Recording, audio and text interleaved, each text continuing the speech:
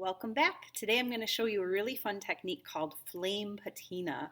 It's one of my favorite and my students' favorite ways to add a little bit of color to your metal super easily. You need to have a finished piece, all puffed and polished up. You need to make sure that you've cleaned it with a degreaser, like a 409 cleaner. If you're one of my students, our sonic cleaner will do this for you. And that your piece is fully dry.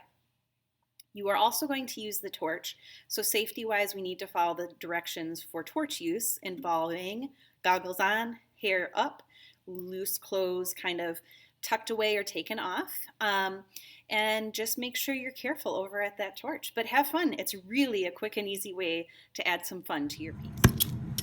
Flame patinas work best on copper. Brass will change a little bit, not too much, but what you're going to do is turn on a flame. You have a polished, dried piece of metal on your soldering bench, and you're going to heat it just a little bit. The patina develops more over time, so you don't want to overheat it. And I'm going to try to heat this piece evenly. And when I take that flame away, you're going to start to see some color develop. I'm going to do the same here. This piece is a little bit bigger though. It's going to take a little bit more time. You can see that color developing already. If you get it too hot, the color will burn out as it cools, and you're going to need to come back in with a little bit more heat down the, or I'm sorry, you'll need to polish it and then come back in and go back over.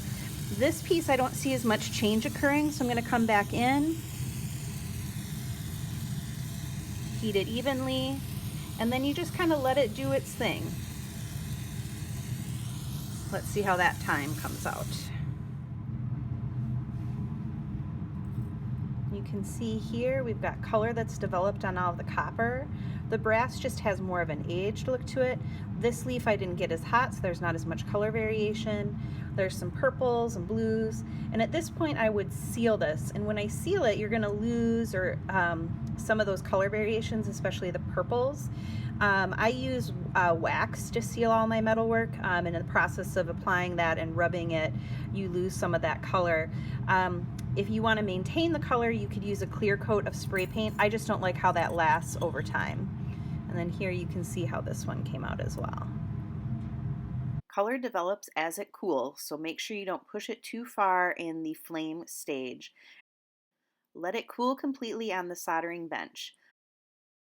I hope you enjoy this simple, quick, and beautiful technique.